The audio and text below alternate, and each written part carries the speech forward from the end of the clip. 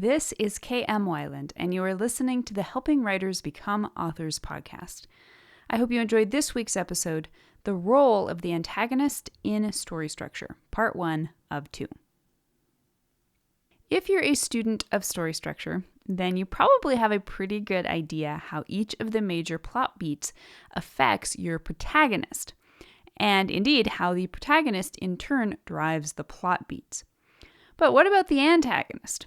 What is the role of the antagonist in story structure? Plot can be described in many ways, but one of the simplest and most useful is that of plot as conflict. And what creates that conflict? Although we often hear the word conflict and think of confrontations and altercations, what conflict really points to within story is simply the complications that arise when a character's goal is met by obstacles. The character must recalibrate, sometimes in a minor way, sometimes in a drastic way, and form a new plan to try to either maintain equilibrium or keep moving forward toward a specific goal. The beats of classic story structure present a roadmap of sorts through the rising and falling repeat cycles of a character's intention, action, and reaction. That character is the protagonist, and we often speak of this character as driving the plot. It is the protagonist's intention and subsequent ability to act upon that intention that frame the plot. But what about the antagonist? Now, first, it's important to remember not all stories will feature human antagonists or even specific antagonists. For example, a story's main conflict might arise from the protagonist encountering multiple antagonistic proxies who represent the larger antagonistic force of a corrupt societal system, such as we find in stories like Ralph Ellison's Invisible Man and Sinclair Lewis's Main Street. That said, the antagonist's function within the plot is usually most obvious in stories that feature a specific human antagonist whose personal intentions, actions, and reactions oppose the protagonists in such a way that they create obstacles for one another. Especially in a tightly plotted story, the antagonist is every bit as important a driver of the story structure as is the protagonist. Therefore, there's little wonder I've been receiving quite a few requests for an episode that focuses on the antagonist's role at each of the 10 major plot beats. Now, before diving into an overview of the antagonist's impact upon each of the structural beats, I want to offer a few clarifications. Clarification number 1. There's a difference between the antagonist's structural role and the antagonist's POV, or point of view. Even if the antagonist does not have a POV within the story, he will still be an active force upon the structural beats, even if sometimes just implicitly. Clarification number 2. The antagonist's most important structural role is that of impacting the protagonist. From a characterization perspective, it is always important to create the antagonist as a person who is as fully dimensional as the protagonist. However, from the perspective of plot dynamics, the antagonist functions primarily as a catalyst for the protagonist's choices, actions, and development. Therefore, in most stories, the best approach will be to view the antagonist less as an equal player within the story's structure and more as a force that moves the protagonist through the structural arc. This is a zoomed out, mechanical perspective that can help you prevent the problem of an antagonist taking over the story. But if it feels too confining, just keep it in the back of your mind and don't worry about it too much. Clarification number 3. What follow in the rest of the episode are generalizations for the antagonist's function at the major plot beat, particularly in a story that is focused on a less personal version of the antagonist, more of an antagonistic force instead. the antagonistic effect upon the protagonist will often be less precise. Indeed, the catalyst that complicates the protagonist's desires and moves her forward to seek new solutions may well arise primarily from within the protagonist herself. And clarification number 4. What I am going to reference is based on a story structure in which the protagonist follows a positive change arc, which I view as the foundational character arc upon which all others are adapted. With an understanding of the other arcs, flat and negative, you can adjust the following to your own needs. Alrighty, now because this turned into quite a lengthy discussion, I've split it into 2 episodes. Today, we will examine the antagonist's role in the first half of a story, from the hook through the midpoint, starting with number 1, the role of the antagonist at the hook. In some stories, the antagonist will be present from the very beginning of the story. His goal will almost always predate the protagonist's in some way, although he may or may not be aware of the protagonist's potential threat to that goal. For that matter, the antagonist may not even be aware of the protagonist's existence as yet. However, this does not necessarily mean the antagonist will personally show up in the story's hook, or even in the first act, for that matter. In a protagonist-centric story, and especially one that does not feature the antagonist's POV, the hook will usually focus on the protagonist. If the antagonist is not personally present, the force of antagonism within the story will be represented symbolically via the protagonist's current state of existence. Thematically, the true antagonistic force in any story is the lie the protagonist believes. One way or another, this lie will come to be represented by the story's specific antagonist. However, at the very beginning, it is often enough to simply dramatize the protagonist's inner conflict, which will prepare a place for the antagonist's role in her life later on. So, the antagonist's plot role in the hook. As a character at this stage in the story, the antagonist will be at work on his own plot goal, probably with no correlation to the protagonist. If the goal does directly involve the protagonist, the antagonist may approach or initiate contact with the protagonist in this scene. Since the protagonist has not yet formed her own specific plot goal, she is unlikely to cause or suffer from direct conflict with the antagonist. Their contact, insofar as the protagonist, and perhaps the antagonist as well, knows at this point, is so far incidental. Number 2, the role of the antagonist at the inciting event.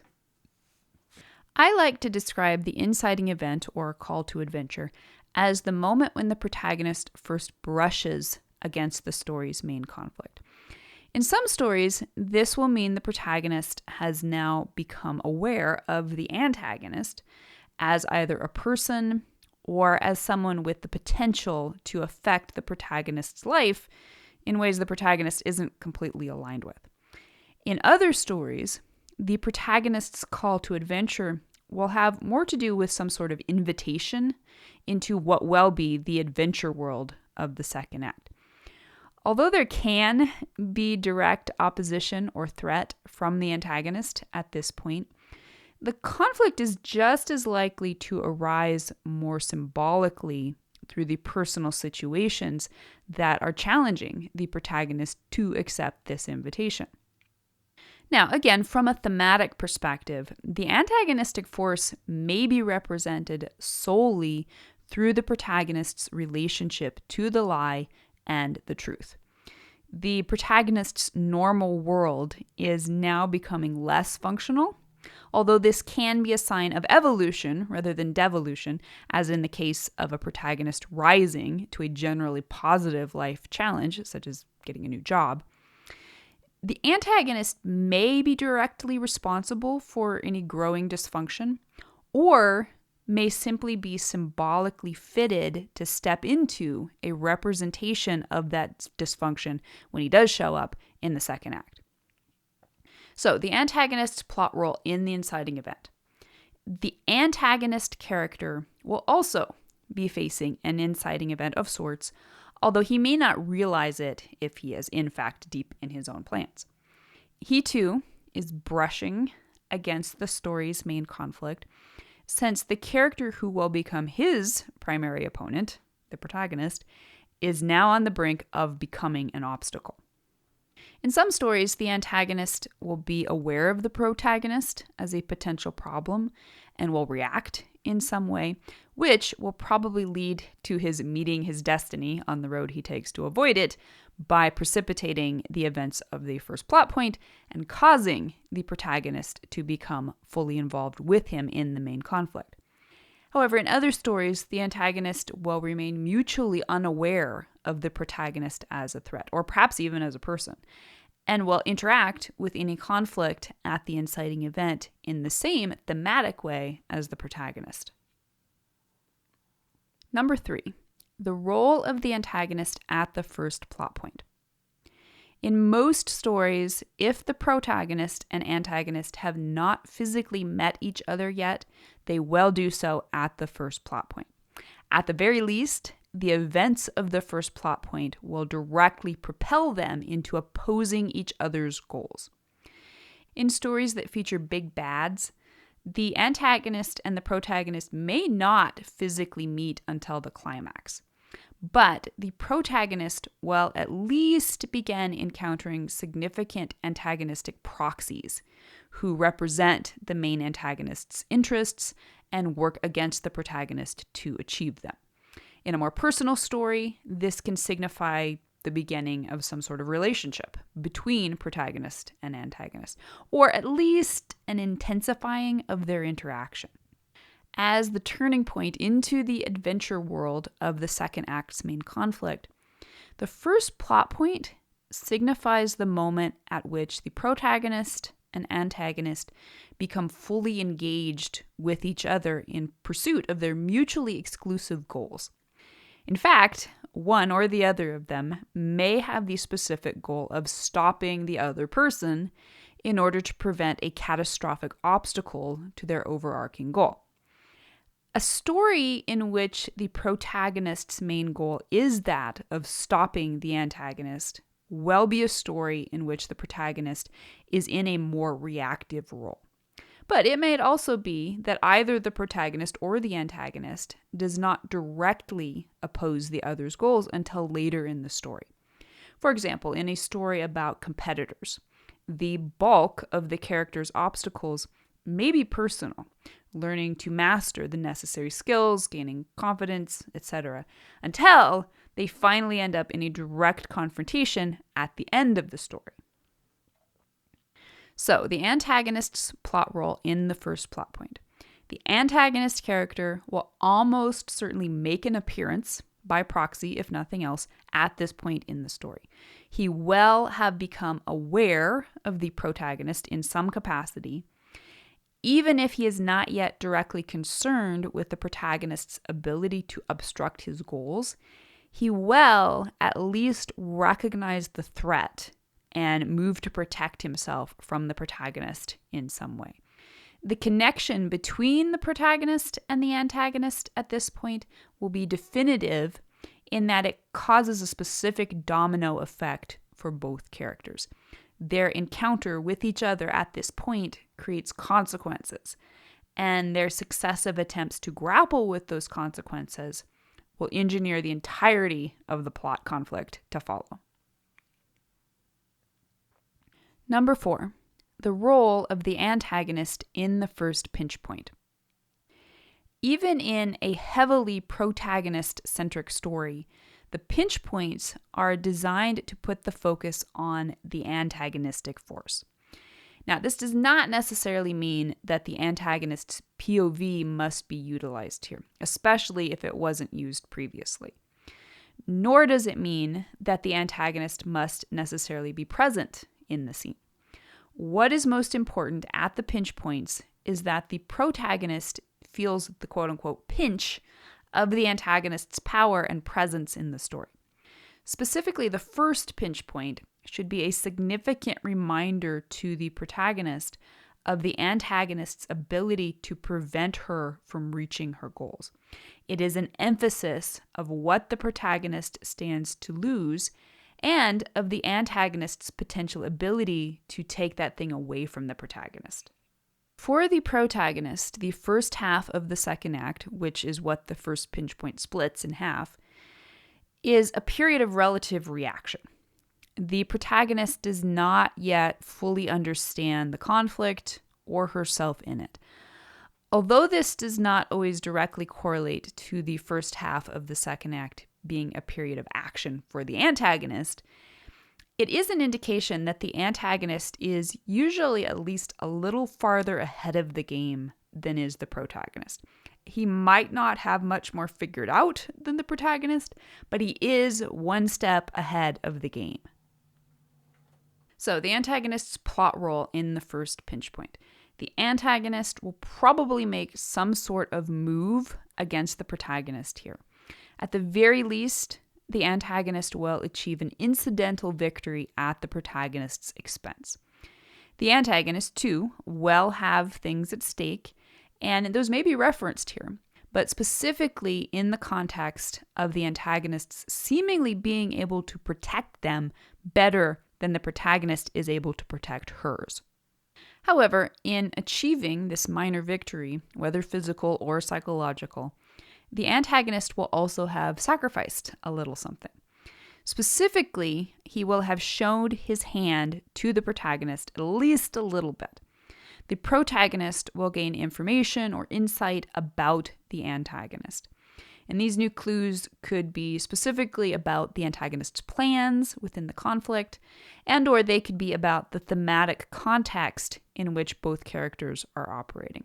Either way, the protagonist's growing understanding of the antagonist will lead directly into the moment of truth at the midpoint. And that brings us to number 5, the role of the antagonist in the midpoint. The midpoint signals a major shift in the conflict. Up to this point, the protagonist will have been operating in a relative state of reaction in which she did not fully grasp the thematic or practical nature of the conflict.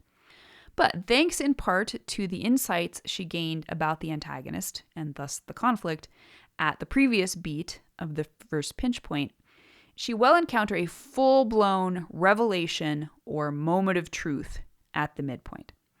Although this revelation is not enough to yet allow the protagonist to fully overcome the antagonist and reach her goals, it does allow her to shift from a primarily reactive and defensive role into an increasingly active and offensive role. So by extension, this means the antagonist's fortunes are shifting too. Not all stories will demand that the protagonist's victory must come by way of the antagonist's defeat. It's always possible that the conflict resolves instead in a mutually satisfactory way, with both characters more or less achieving their goals. In that case, the antagonistic force driving the conflict will probably be less a specific person and more a problematic mindset or mode of being for one or both characters. However, in classic conflict, the protagonist's shift into action at the midpoint will indicate the antagonist's shift in the opposite direction, particularly if the antagonist is following a tragic arc. His experience will begin to devolve from here. Unlike the protagonist's moment of truth, he is more likely to double down on dysfunctional mindsets and tactics that will eventually prove themselves ineffective in the final outcome. So, the antagonist's plot role in the midpoint. Usually, the protagonist and the antagonist will come together in a significant confrontation of some sort at the midpoint. Often, the antagonist will be the one who seems to emerge victorious. However, because the midpoint and its moment of truth function as a major wake-up call for the protagonist, The antagonist's seeming victory is often the result of the antagonist's making a big move that ends up showing the protagonist the holes in her approach. The antagonist may win the midpoint as a result, but because he fails to walk away with the same insights as the protagonist, he will not subsequently have the capacity to grow and adapt in the second half of the story. He will likely leave the midpoint from a place of power, but however potent it may still be, it will prove to be a dwindling reserve throughout the rest of the story. And that takes care of the antagonist's role in the first half of a story structure. So stay tuned. Next week, we will study the second half, starting with the second pinch point all the way through to the resolution. And I do hope you'll stop by the site and tell me your opinion.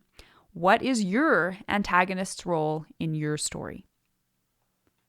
If you'd like to be part of the word player community over on my site and join in the conversation on this subject, be sure to stop by the website at helpingwritersbecomeauthors.com. You can always find a transcript of the most recent podcast and add your voice to the discussion by visiting the first post on the site's homepage.